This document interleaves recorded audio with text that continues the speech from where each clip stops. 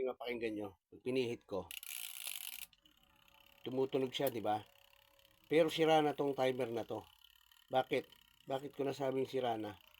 Yung mga contact niya, nasunog na. Ayan o, nangitim. Dahil ito, ang issue nito, nabasa siya nung baha. Ayan o. Pati dito, yung contact niya na yan, nasunog na yung plastic.